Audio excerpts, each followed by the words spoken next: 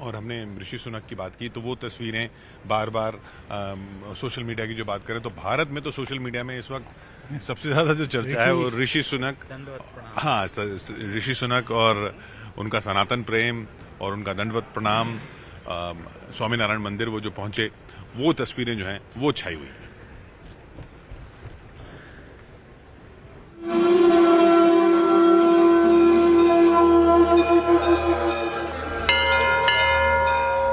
I'm a proud Hindu and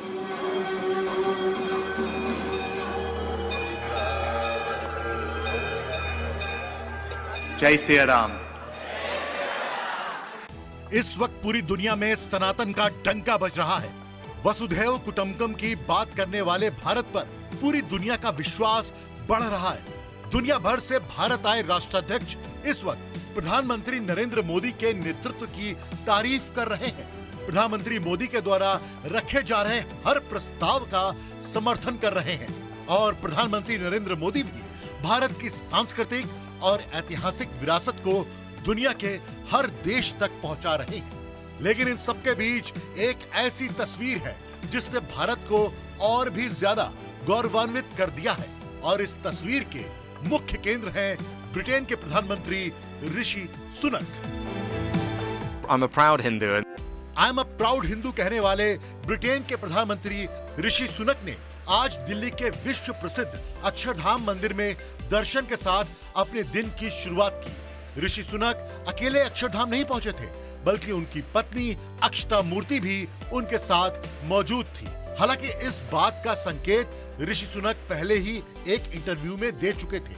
Britain के प्रधानमंत्री ऋषि सुनक ने कहा कि मुझे हिंदू होने पर गर्व है, मैं इसी तरह पला बढ़ा हूँ और मैं ऐसा ही हूँ। मैंने रक्षाबंधन मनाया था, समय न होने की वजह से मैं जन्माष्टमी नहीं मना पाया था, लेकिन उम्मीद है कि इसकी भरपाई किसी मंदिर में जाने से होगी। यह विश्वास ही है जो हमें मजबूती देता है। I'm a proud Hindu and that's how I was raised, that's how I am. Hopefully I can visit a mandir while I'm here for the next couple of days. And yes, we've just had Raksha Bandhan, so from my sister and my cousins I have all my Rakis and you know, I didn't have time to celebrate Janmashtami properly. और नई दिल्ली में अक्षरधाम मंदिर पहुंचकर Britain के प्रधानमंत्री ऋषि सुनक ने interview में कही उस बात को सच भी कर दिया। ऋषि सुनक का सनातन धर्म पर विश्वास कितना मजबूत है, इसकी तस्वीर अक्सर देखने को मिलती है। पिछले महीने 15 अगस्त को ऋषि सुनक कैम्ब्रिज यूनिवर्सिटी में आयोजित मुरारी बापू की राम कथा में शामिल हुए थे। इस दौरान उन्होंने जय सिया राम का नारा भी लगाया था। ऋषि सुनक ने कहा था कि भारतीय स्वतंत्रता दिवस पर कैम्ब्रिज विश्वविद्यालय में मुरारी बापू की राम कथा में आना उनके लिए सम्मान और खुशी की बात है। ऋषि सुनक ने कहा था कि मैं यहाँ एक प्रधानमंत्री के रूप में नहीं, बल्कि एक हिंदू के रूप में। बापू Jai Siya Ram।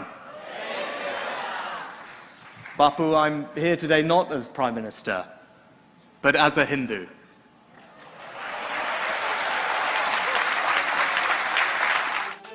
जिस ब्रिटेन ने हिंदुस्तान पर 200 साल तक हुकूमत की, आज उसी देश का प्रधानमंत्री एक हिंदू है और सनातन धर्म को बढ़ावा दे रहा है। ये हर सनातनी के लिए गर्व की बात है। पिछले साल दिवाली के दिन भारतीय मूल के ऋषि सुनक ब्रिटेन के प्रधानमंत्री बने थे और इसी दिन उन्होंने एक बहुत खास मैसेज दिया था। ऋषि सुनक ने एक ट्वीट में लिखा था कि वो एक ऐसा ब्रिटेन बनाने के लिए हर संभव प्रयास करेंगे जहां बच्चे दिए जला सकें और भविष्य को आशा के साथ देख सकें। ब्रिटेन के प्रधानमंत्री ऋषि सुनक इस वक्त भारत में हैं और भारत ब्रिटेन के रिश्ते और भी ज्यादा मजबूत हो रहे हैं। तो जैसा हम पहले भी बात कर रहे थे कि प्रधानमंत्री हैं वो यूके के प्रधानमंत्री हैं, लेकिन मंदिर जाते हैं तो कहते हैं कि I come here not as a prime minister but as a Hindu. और वो कहने में उनको कोई हिचक नहीं, वो कहने में न सिर्फ कोई हिचक नहीं बल्कि वो ऐसा कोई ये भी नहीं कि अपनी पब्लिक इमेज को, प्राइवेट इमेज को, इसको एक अलग करके रखें इस संदर्भ में और इस मामले में, फेथ के मामले में, तो जो कि एक कॉन्फिडेंस भी दिखाता है उनका। और वैसे भी किशोर, फेथ जो है वो आपका आंतरिक मामला है, आपका व्यक्तिगत मामला है। आप क्या करते हैं, किस पद पर हैं, उससे वो प्रभावित नहीं होना चाहिए। मेरे और मेरे ईश्वर के बीच का जो रिश्ता है वो व्यक्तिगत, बहुत ही पर्सनल रिश्ता होता है। और वही ऋषि सुनक भी बोले, जब वो मुरारी बापू कथा में गए वहां पर लंदन में, तो उन्होंने साफ कहा कि वो वहां पर बतौर प्रधानमंत्री नहीं बल्कि एक हिंदू के तौर पर वो आए हैं और वो अपने धर्म का अच्छे से पालन करते हैं। राष्ट्र प्रधानमंत्री के तौर पर उनकी जिम्मेदारियां हैं जो अलग वो निर्वहन करते हैं, और एक हिंदू होने के नाते उनके जो कर्तव्य हैं, जो विश्वास है, उसका वो पालन करते हैं। और आज उनके भारत दौरे के दौरान भी ये सब चीजें दिखाई दी, जिस समय वो वहां पर मंदिर में गए अपनी पत्नी के साथ। ये जो बहस होती है ना कि एक मिनट हाँ, नीरज जल्दी बताइए। कई खबरें आई हैं, कई खबरें।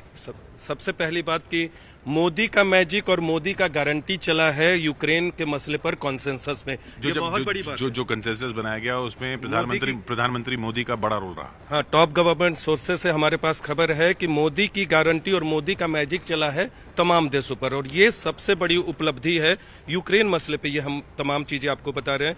दूसरी अहम बात है जो हमें बताया गया है, जो टॉप सोर्सेस से हमें जानकारी दी गई है, इसके अलावा एक G20 को लेकर बात हो रही है कि क्या G21 होगा। अभी ये तय नहीं हुआ है। मेंबर नया बन गया है अफ्रीकन यूनियन।